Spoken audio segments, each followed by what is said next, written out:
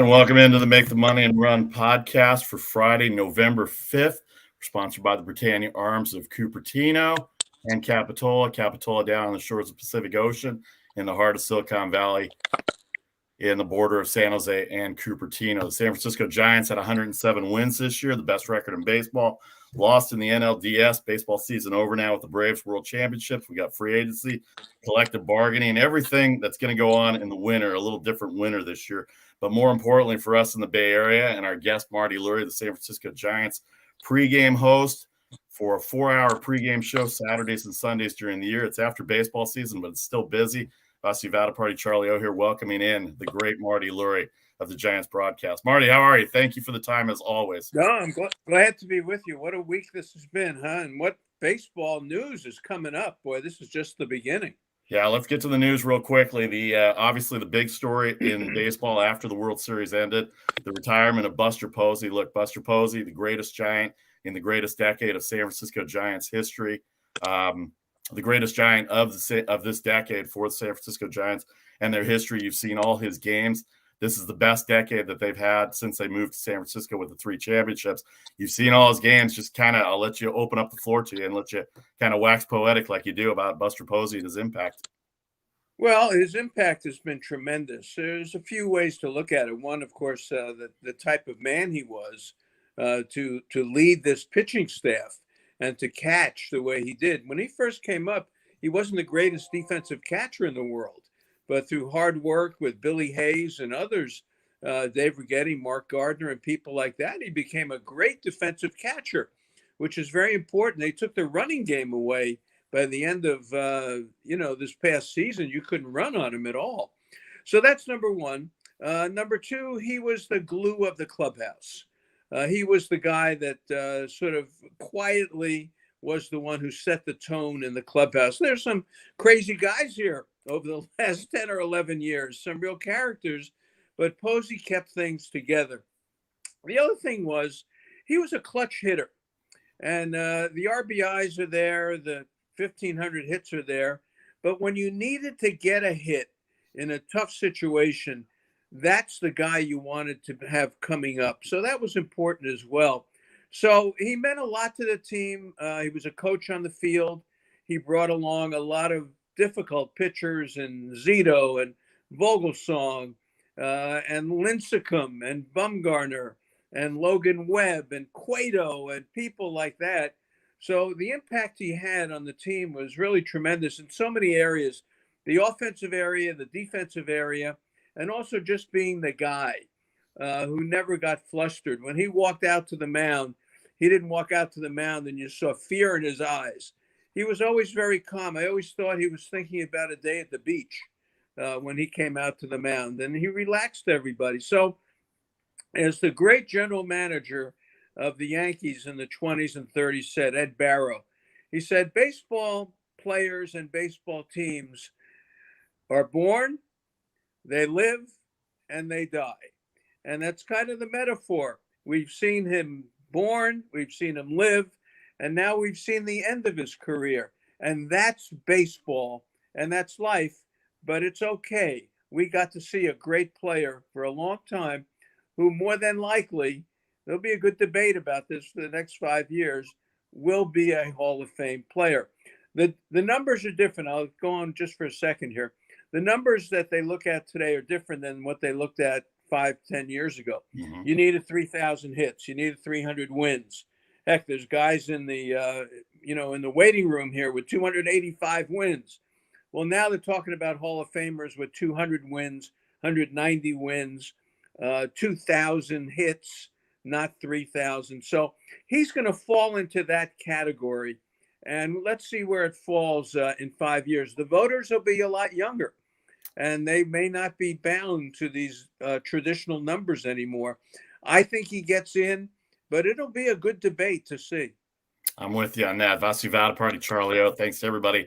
Facebook Live, YouTube Live, Twitter Live. If you want to send a comment, feel free. We'll try and sneak it in a little bit with our guest, Marty Lurie here, San Francisco Giants pregame host for the last 11 years with KMBR in the Bay Area and online and streaming everywhere that you can get it. All right, let me ask you about, I agree with you, by the way, about Buster Posey. I think the impact is far greater than just the numbers itself for him. And I think you have to look at it differently the way you and I looked at it. I mean, I'm older now. Believe it or not, Marty, I'm older now as you've known me for all these years. So I've seen it all differently as we've gone on these last 25 years, you and I. But I see it differently, kind of like you do as well, too. All right, 107 win Giants team, Buster Posey retiring. You talked about the face of the franchise. I look at the odds because that's what we do here, but they went to 18-1, so something tells me Vegas had a notion already. What do they do at catching with Kurt Casale? They re-signed him. I see that coming back, but I'm a big fan of Patrick Bailey, and I don't know what they're going to do with Joey Bart. Of course, he was in the rumors for Chris Bryant middle of the year, so I'm gonna let you play GM here for a couple of seconds on next year's team in terms of the face. By the way, Brandon Crawford, you think going to be the new face of the franchise for the next few years? Well, he's the last one left, from the glory days of 2010. And the one thing about Posey, and when you look at Hall of Famers, I mean, the Giants, very dominant team of that decade, as you guys said when we started. And who's going to be a Hall of Famer off that team? I mean, other than Bruce Bochy, it's probably, you got to get somebody, and it's probably in Posey's favor to be that guy.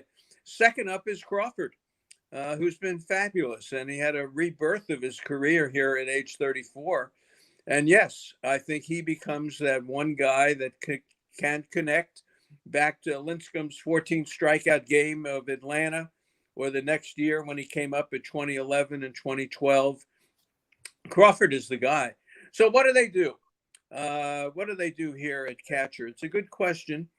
Casale is more of a backup. Joey Bart has never really caught a full season in the big leagues. I'm not sure what his defense translates to be a full-time catcher. My personal opinion is they've got to go out and get a catcher. And they've got to get someone who can catch. If Casale's going to catch 70 games, and they got to get somebody who can catch 75 games. We're not looking at Johnny Bench or Thurman Munson or someone like that, but just someone, Roberto Perez, maybe of Cleveland, who got let go. Tucker Barnhart, who went to Detroit, would have been interesting. But they're going to need a catcher to catch that many games. And I think Bart, I joke about it, he can hit. And, that's one of my favorite phrases in the Marty Lurie drinking game. He can hit. And he can hit. I just don't know if he can catch that much. So if you got another catcher to catch 75, you had Casale to catch, his 60 to 70, then I think you can carry Bart, because I think there will be a DH. I think we'll talk about that in a second next year. And Bart would fit in great there. If there's no DH, then I think Bart gets a shot. I think Casale gets the bulk of the catching. And then I think Bart is on the team. Unless they trade Bart, this is Bart's time. Go ahead, Charlie. Marty, Posey was a homegrown guy. Yeah. They draft him, they bring him through. He spends his whole career with one team. Such a rarity these days. How important is that to the history of the Giants? Does that set a tone for the team going forward to have faith that they can do that through their farm system and develop players like that they can build this team on? I think so. I think they've rebuilt the farm system, but the world is different today. Look at the greats of Giant history: Will Clark, Juan Marichal, McCovey, Mays, Cepeda. They all went to different teams, and for various reasons at the end of their career. There is a little bit of a tug now to have your guys stay with you the total time, but with free agency and with the money in the game and the analytics of the game, it may not be that easy to carry someone. Posey and Crawford, Longoria's under contract, but these guys made it easy to carry them and not have them go to different teams. Not that Posey would ever do that, or Crawford, but the fact they had such great seasons at age 34. Brandon Belt is another good example. What's going to happen with him? Will he end his career as a Giant? He's loved by the analytical community. He's going to have a market. Do the Giants pony up and pay 3 years at $70 million for him? Do they keep him as a Giant forever? That's a good example. So I think in the future, analytics and money will depend on what will happen. That will be what they depend on to see if someone stays with it. But I'd love to see it. I mean, it's great for the community, it's great for the marketing, and it makes you feel solidified with the game of baseball to keep someone the whole time. I hate to get into business, but we've got to. We're coming up on a new CBA. We've got negotiations coming. I know you stay on top of this. What do you think? Is this going to be so contentious that we're going to have a delayed season? Do you think they can get things worked out? And you brought it up. Is this finally the contract where all of a sudden we've got universal DH? Well, it's a good question. To answer it, number one, I don't think they're going to work it out. Number two, when they eventually work it out, I think there will be a DH. And I honestly think baseball is coming off 2020, where there were no fans, 2021, where the fans came back, but later in the season. I don't think they can. I think even those contentious parties realize they can't push that fan base back again. My personal opinion is, it's just my opinion, they will renew that contract for a year. And during the next year, get the fans back, see the game grow again. Maybe they'll alter the playoff system. Maybe they won't. But I think they're going to give themselves a buffer period of a year. And all the rules will stay in effect for a year. Look, free agency is coming up. Do you sign anybody? If you have no agreement, do you have to wait till March to sign people? The last thing baseball wants is to be taken off the front page. Mm-hmm. We're already talking about the hot stove league, and then the World Series has only been over for a couple of days. You take baseball off the front page and you replace it with Tony Clark and Rob Manfred arguing about rules and this and that, it's going to hurt baseball. Yeah. They can't do that. So my opinion is, and it's just my opinion, they will renew for a year and they will have that buffer, and we will have a normal winter for whatever it is of players moving around with free agency. Now, in the past, it would get done in November. Brian Sabian couldn't wait to do things in November. He was right on it. Now the world's different. Now they wait till February. They wait till March. They wait till late January to do it. So we may see that as well. But I just don't think they can bang heads here and push the public back and take baseball off the front page when it needs to be there. That's my opinion. Marty Lurie, our guest here. Quick thought on the Atlanta Braves here, real quick, before we let you go, and what they did. Remarkable. They were under 500 at the All-Star break. Acuna Jr. out. 4 outfielders come in to replace him. Rosario and Soler, 2 guys traded mid-season. First time it's ever happened that the team has had 2 MVPs that started a team with another team and ended up winning MVPs in the NLCS and the World Series. How about their streak in the second half and what they did? And they were never favored in any of their series coming into the playoffs, and they just walloped them. I mean, they beat them good. They earned this World Series, Marty. Yeah, they did. Look, October is different. The 162, you need a sort of a normal pitching staff. When you get to October, it's how many outs can you give me? And that's the reality of watching baseball today. And the Braves did that as well as anybody, or better than anybody, because they had the 4 or 5 arms as strong as they could be from the first day of October right until November the 2nd or 3rd when this thing ended. So the Braves deserved it, and they learned how to play in October, and that is get an out-of-sight bullpen, a little bit of starting pitching, and have your hitters hit. We've never seen anything like this. No. For Rosario, Duvall, Soler, and Peterson. I mean, they replaced guys like Abraham Almonte, Arcia, Adrianza, people like that. That was the outfield of the Braves. And they replaced them with these guys, and they played well. But the Braves deserved it. They were an 88-win team, but from September 1st or August 15th, they played like a 100-win team. So it's pitching, all pitching, and that's it for me on the World Series, and they got it done. we've seen it a million times. Just get hot in October, whether it's a wild card team or a team with 88 wins like the Braves. If you're hot in October, you can get it done. So it was a good story. And Dusty, you know, was a great story, but he ran out of pitching. And that great Atlanta pitching, the way they handled it, just stopped good hitting. And that's the story of baseball, the way it works. I'm sorry they didn't make a bigger deal about Bobby Cox. Yeah, me too. You know, they made a big deal about everybody under the sun except him. And he was the guy who they won, 14 in a row. He was the architect of putting the Atlanta Braves on the map, really. And he's not well. And I know they were going to take the trophy to his house finally. But that night, I thought Bobby Cox should have been mentioned and should have been highlighted a little bit. That's just my own personal opinion. Great point. All right, I'll let you go on these 3 points to ponder for the next time we talk. Yes, you must have listened to my show, Adrianza, Arcia, and Heredia, the 3 outfielders on the Sunday before the All-Star break. They were 44 and 45. Ian Anderson lost that game to the Marlins in July. 5-5 was his record at the time. The collective bargaining agreement, I agree with you. Don't you know in 21st century that you have to be contentious to keep yourself in the headlines? So Manfred and Clark may be geniuses, Marty. They may be geniuses to keep themselves on the front page. Manfred hasn't read the room yet. And you got to read the room. You have to read the room. You really do. And the Giants have read the room perfectly with the tribute to Posey. Yeah. Now next week we'll start trying to answer the questions you guys posed today.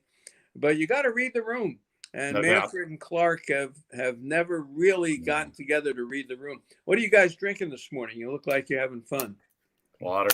That's it? Water. Don't ask me what I drank last night. That's why I'm drinking water this morning. You should know me better than that, Marty. Just Diet Coke, Marty. Just Diet Coke. David Letterman cup of coffee with. I got a football game. I got a football game to work tonight, so I have to be sharp on that. But no brandy, nothing like that, huh? Yeah, okay. no. You know, I'm coming to Arizona. You and I can share some brandy some point during the winter. Well, the weather down here is we appreciate it. I want to leave you with this because, you know, Ryan Vogelsong, the greatest line I heard this morning on the Buster Posey retirement was Ryan Vogelsong said on the local morning show here in San Francisco, he said, I wasn't even this sad when I retired. That's a good one. He's a great guy. He's a funny guy. I love talking to him. I remember meeting him in San Jose. He's terrific.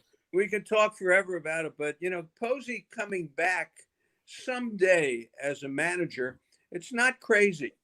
It's not crazy. I could see him coming because I think he would get that kind of respect. I think he would. I do. So good questions. It's fun being with you guys. Marty, we appreciate the time. Yeah. Thank you on short notice. Thanks, Marty. Always love it. We'll talk to you soon. Hope to talk to you real soon.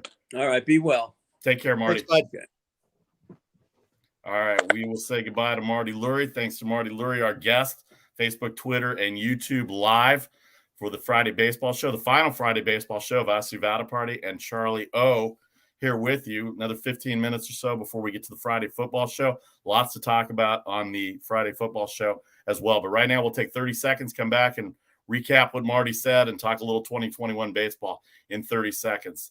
Vasu Vadaparty, Charlie O, the Make the Money and Run podcast for the Friday Football Show for November 5th, 2021.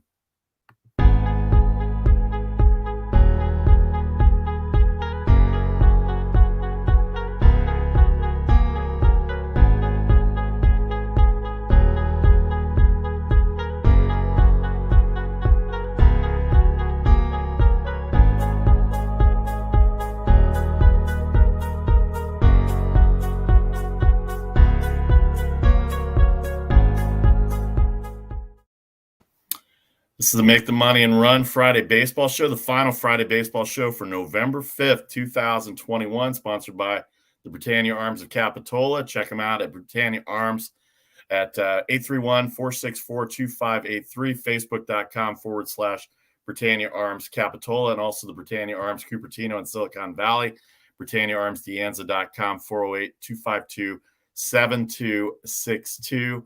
Welcome back into the studio, Vasu Vadaparty and Charlie O here with you. If you missed Marty Lurie just now, we had him on for the first half of the show. We're going to finish this up in the next 15 minutes and go right into the Friday Football Show, week 9 of the NFL. College football coming up as well, too. So thanks to everybody again for joining us, and thanks to Marty Lurie again. So let's get into it here a little bit, Charlie. Talk what Marty said about Buster Posey. Now we heard the press conference yesterday. Really a measured. I guess that's the way he is, Buster Posey. Very measured press conference. He thanked everybody. He even thanked my former first boss. And when I first got in the media, even Shayna got a shout out yesterday. Shayna Dom, the VP of Public Relations for the Giants. How you doing, Shayna?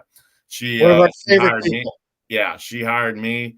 She hired me for the San Jose Lasers years ago, so she got a shout out along with everybody on the front office and the marketing and public relations people. He thanked everybody. His wife, Kristen, the kids were there. Everything was going on. He did look a little uncomfortable at certain points because that's not who he is. But I thought for the most part, the press conference went very well. And what a way to open the offseason here, Charlie, as far as the Giants go. You know, it was very interesting. My afternoon show that I helped produce with Damon Bruce and Ray Ratto. Damon said to one of our San Francisco producers, he said, I need a highlight comment from Buster. He said, did we not record Buster? And Lucas said, yeah, we recorded the whole thing, but he was so low key. We don't have anything really outstanding to use. And I think that is emblematic of Buster's career. You know, he was a guy that just did his job. He wasn't boisterous. He wasn't that in your face kind of guy. He went out, did his job. I think that's one of the reasons why he was so good with pitchers. Marty alluded to that. You know, you never saw the fear in his eyes. He went out, he calmed pitchers down. He was the guy who was in charge. I mean, we talk about field generals all the time, and you very seldom see them. I've had the privilege of seeing several great ones over the course of my career. I watched Johnny Bench his whole career from the time he was a rookie and had a chance to see that. I've seen Carlton Fisk. Some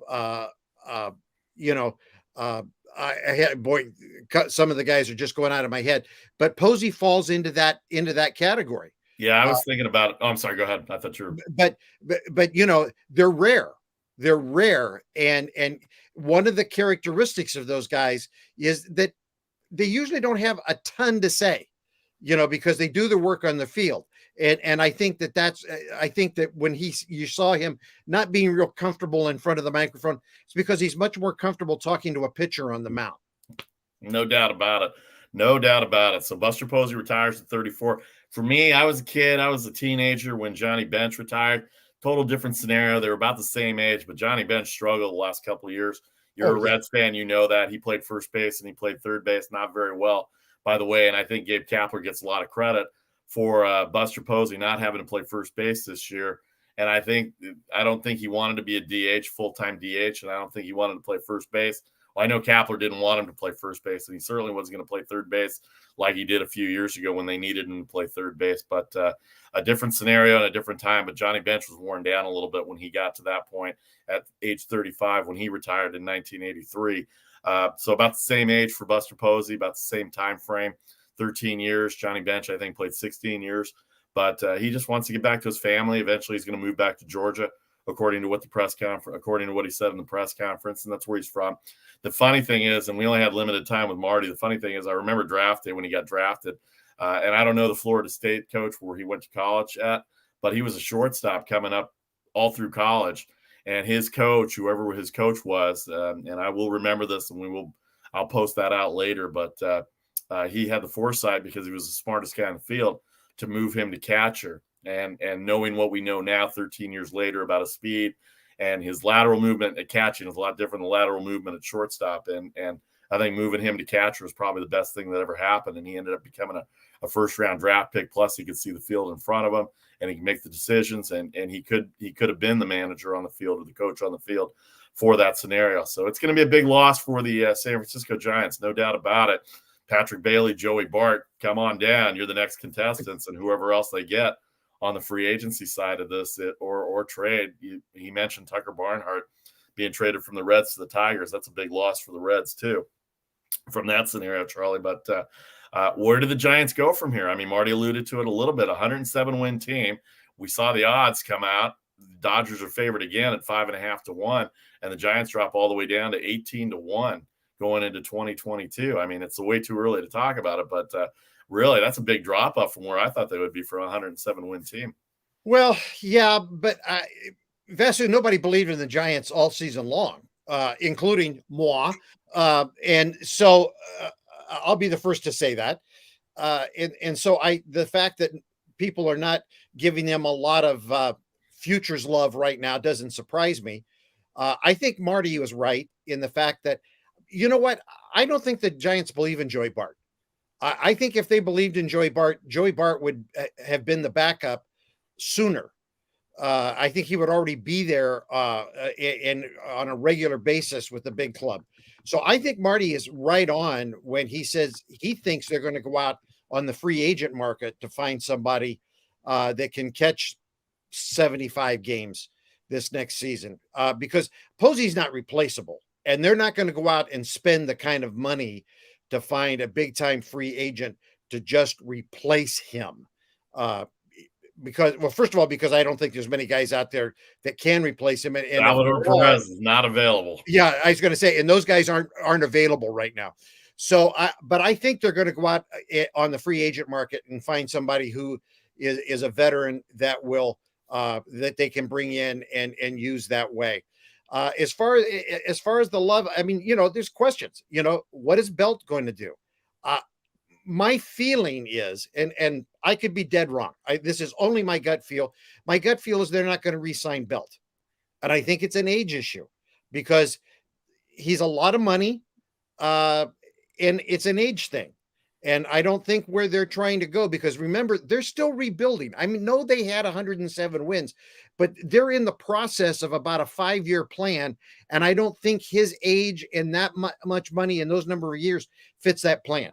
So they may not be 100, they may not be as exciting next year as they were this season, because they may just fall back into the plan, and they could be more mediocre next year than they were this year.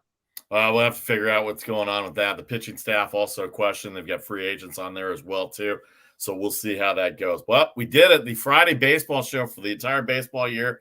This is the last one that we have. Hopefully the collective bargaining agreement comes through. There's not a lot of contention between players and management. The average age of a Major League Baseball fan is a 57-year-old white man. They've got to do something to make this game younger for the fans to get the next generation going. How did they choose my age? How did they know? How do they know? 7 years old. How did they know? Couple more turns of the calendar, and I'll be right there too. And then I'll be bitching and moaning like everybody else as well too. So we'll just go from there. But a very interesting baseball season coming off of COVID. 2020, the Atlanta Braves are the world champions. The Dodgers are favored to go into 2022 at 5.5 to 1. We'll keep up with all the winter meetings. We'll keep up with all the collective bargaining agreements. We'll talk about hot stove baseball. Maybe we'll have Marty on and a few baseball people on during the winter as well to keep the sport alive. It's my favorite sport growing up, and I love talking about it whenever we have guests or with my co-host here, and even Casey when Casey was involved too. But for baseball, that's going to do it for the 2021 season for the Friday Baseball Show. For the Make the Money and Run podcast, Vasu Vadaparty, Charlie O here. For everybody else that's been involved this year in the baseball season, we thank you. Stay tuned. We'll be back in 5 minutes right here on Facebook and YouTube and Twitter for the Friday Football Show, Week 9 of the NFL.